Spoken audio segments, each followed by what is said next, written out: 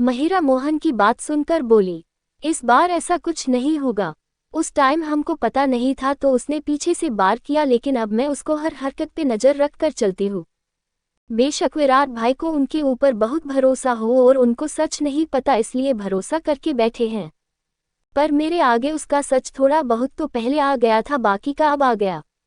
तो आप लोग बिल्कुल भी चिंता मत करो, अब वो ही होगा जो मैं चाहूंगी। आप लोग मेरे जाने के बाद इस घर को छोड़ देना, मेरे कुछ आदमी आपकी हेल्प करेंगे और उस घर में आपको शिफ्ट कर देंगे।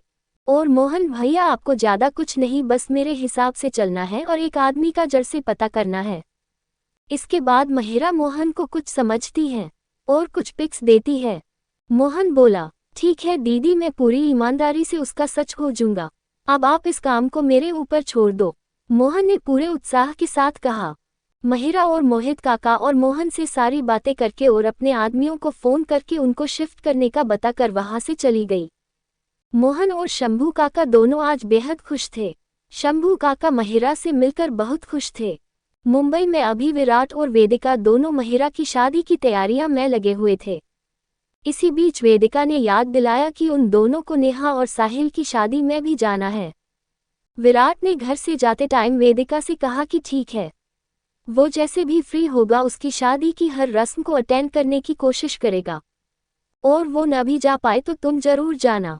वैसे भी उसका शेड्यूल आगे बहुत ज़्यादा बिजी होने वाला है, क्योंकि उसे महिरा की शादी से पहले सारे काम पूरे करने हैं। वैसे भी वो महिरा की शादी में पूरी तरह फ्री करके एंजॉय करना चाहता है।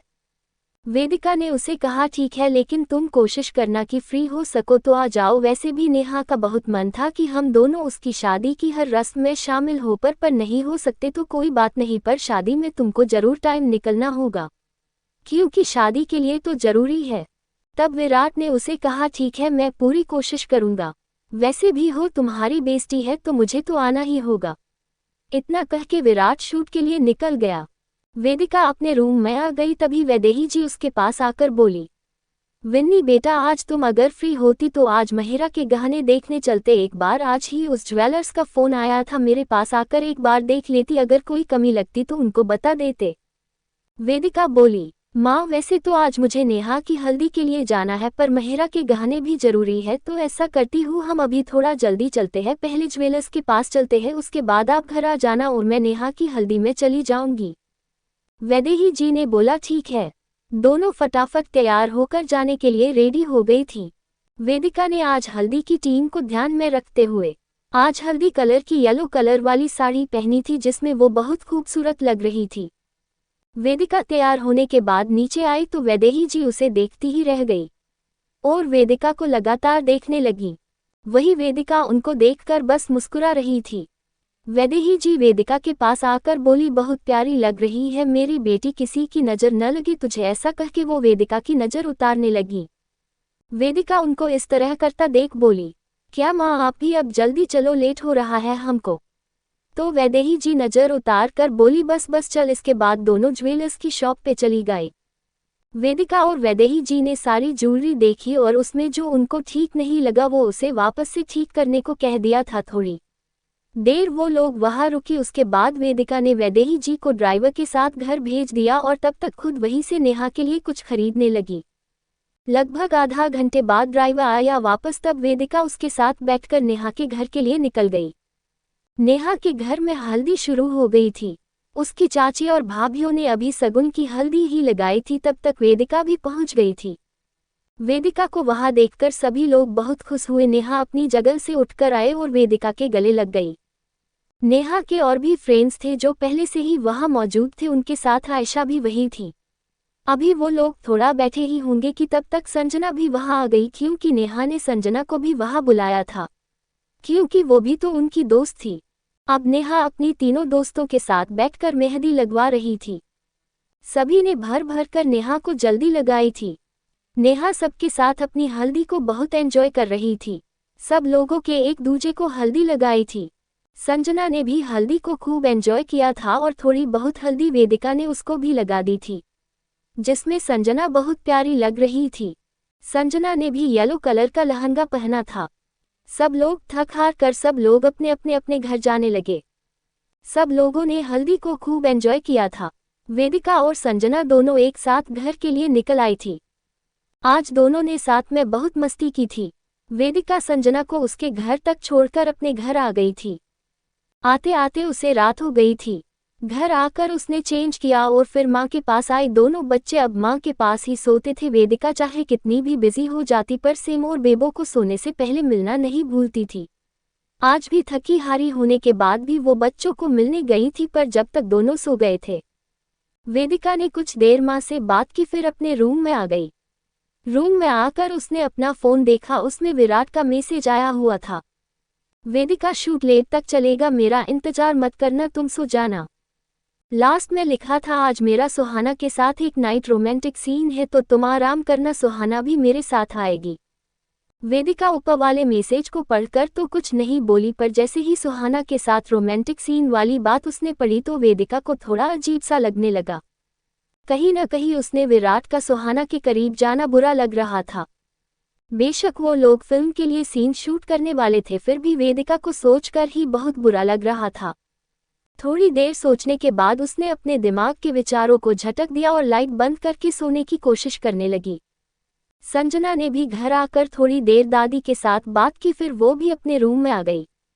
अपने रूम में आने के बाद उसने कुछ सूझा। उसने अपना फोन हाथ में लिया और अपनी आज वाली हल्दी की पिक ध्रुव को सेंड कर दी। ध्रुव अभी अपने फोन में कुछ देख रहा था तो उसने जैसे ही संजना का मैसेज देखा उसके चेहरे पे अनायास ही मुस्कान आ गई। Kissing kissing. उसने अपना व्हाट्सएप खोलकर देखा, उसमें संजना की बहुत प्यारी पिक थी। एक बार को तो ध्रुव उस पिक को देखता ही रह गया, पर अगले ही पल संजना का दूसरा मैसेज आया। कैसी लगी मेरी आज की हल्दी वाली पिक? ये मेरी और वेदिका भाभी की फ्रेंड नेहा की हल्दी की पिक है। संजना ने उतावलेपन से उसे मैसेज किया। ध्रुव अभी मैसेज का रिप्लाई करने ही वाला था कि उसे कुछ सूझा। उसने कुछ सोचकर संजना को फोन ही कर दिया। फोन संजना के हाथ में ही था, इसलिए उसने तुरंत ही फोन उठा लिया और बोली, हाँ बोलो। तो ध्रुव बोला, सब लोग पिक में बहुत अच्छे लग रहे हैं, जो पिक तुमने वेदिका भाभी और अपनी फ्रेंड नेहा के साथ वाली भेजी उसमें सभी अच्छे लग रहे हैं। संजना ने थोड़ा जल्दबाजी दिखाते हुए कहा, और मेरी जो सोलो पिक थी जो मैंने सोफे पे बैठे हुए भेजी थी उसमें मैं कैसी लग रही थी? संजना ने बिना आगे की सोच के ध्रुव को बोल दिया। ध्रुव कुछ सोचकर बोला, यार तुम बुरा मान जाओगी अगर मैं सच में बता दूंगा तो। ध्रुव ने जानबूझकर लंबा खींचते हुए कहा। संजना अपने एक्साइटमेंट में बोली, नहीं तुम बोलो, मैं बुरा नहीं मानूंगी। ध्रुव बोला, पक्का बता दो। संजना ने भी जल्दी ही कहा, हाँ बताओ भी, इतना क्या सोचना। ध्रुव बोला, सब लोग बहुत प्यारे लग रहे थे, पर तुम तो एक नंबर की बंदरिया लग रही थी। वहाँ एक तो येलो रंग के कपड़े, ऊपर से तुम्हारा हैवी मेकअप, ऊपर से हल्दी से पुता मुंह। किसी से भी पूछ लो, तुम तो बंदरिया ही लग रही हो उन फोटो में। Tongue out tongue out tongue out, tears of joy tears of joy tears of joy tears of joy. Dhruv के इतना कहते ही संजना बुरी तरह चीर गई और गुस्सा होते हुए बोली, पाउटिंग पाउटिंग, अच्छा तो तुमको मैं बंदरिया लग रही हूँ उन पिक में, और तुमको मेरा मेकअप बहुत हैवी लग रहा है। संजना मुंह बनाते हुए बोली।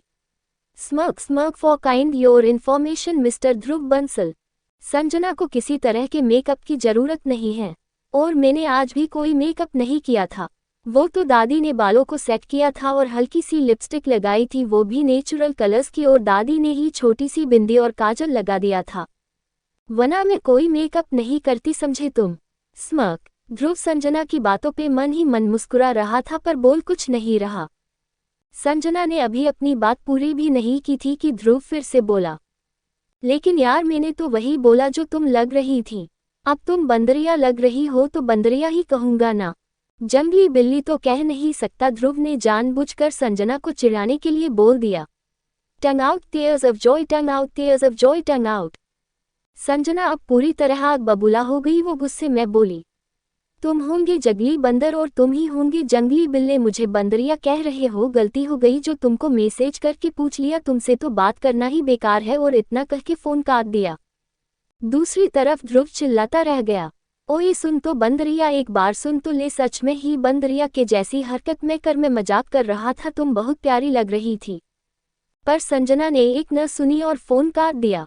ध्रुव फोन पकड़ के बोला, बदरिया कही कि जरा से मजाक से गुस्सा हो गई।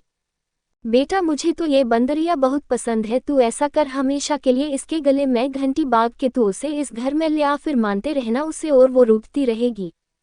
ध्रुव की माँ ने पीछे से कहा। तो ध्रुव एकदम चौंक कर पीछे पलटा और बोल, माँ आप कब आए और आप किसकी बात कर रही हैं?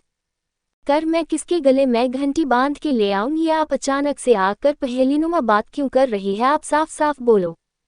ध्रुव की माँ बोली, मैं उसी की बात कर रही हूँ जिसे अभी तू बंदरिया कह के परेशान कर रहा था। मैं पीछे खड़ी तेरी सारी बातें सुन रही थी, और सच बताऊं बेटा हम सबको और खासकर मुझे तो ये बंदरिया बहुत ज्यादा पसंद है। माँ की बात सुनकर ध्रुव सिर खुजा कर बोला, माँ आप भी क्या बोले जा रही हैं? वो बस दोस्त की बहन है और इतने टाइम साथ रहे हैं तो वो भी अच्छी दोस्त बन गई है, आप कुछ भी सोच लेती हो। माँ ध्रुव की बात पे मंद मुस्कुरा कर बोली, हाँ तो मैंने कब कहा कि तू उससे प्यार करता है? पर मैं ये जरूर कह रही हूँ कि वो अच्छी लड़की है और हमें तेरे लिए बहुत पसंद है, अगर तेरी और उसकी हाँ हो तो आगे बात करें। अभी मैं कोई जोर नहीं डाल रही, पर ती मेरी बात पे गौर जरूर करना और सोचना इस बारे में, और सोच समझ कर हमें जवाब देना। माँ की इस बात पे ध्रुव कुछ न कह सका, बस चीमा इतना ही कह पाया। माँ उसके रूम से चली गई थी और ध्रुव अभी भी माँ की कही बातों के बारे में सोच रहा था। उसे समझ नहीं आ रहा था कि वो क्या जवाब दे। आज तक उसने संजना के बारे में कभी इस तरह सोचा ही नहीं। पर हाँ ये जरूर सच था कि उसे मुंबई आने के बाद संजना की याद वक्त बेवक्त आ ही जाती थी, पर प्यार जैसा तो उसने कुछ सोचा ही नहीं। अभी वो अपनी उधेड़ बुन में ही लगा था, तभी उसे बंदरिया वाली बात याद आ गई। उसने संजना को मनाने के लिए उसे लंबा सा सॉरी का मैसेज भेज दिया और साथ में बहुत सारे स्माइली फेस भेज दिए। संजना जग रही थी, उसने ध्रुव का मैसेज देखा और मिनटों में ही उसका गुस्सा चुमंतर हो गया, पर उसने कोई रिप्लाई नहीं किया। ध्रुव ने दूसरा मैसेज किया, मैं मजाक कर रहा था, तुम नाराज न हो, बहुत प्यारी लग रही थी तुम आज, मैंने तो बस चिढ़ाने के लिए बोला था, अब गुस्सा छोड़ भी दो। ध्रुव का ये वाला मैसेज पढ़कर तो संजना का बच्चा कुछ गुस्सा था वो भी दूर हो गया। उसने ध्रुव को बस इतना ही मैसेज किया, गुड नाइट, रात बहुत हो गई है। ध्रुव ने उसके मैसेज को देखा और मायूसी से मुंह बनाकर लेट गया। Relieved face, relieved face, relieved face, relieved face.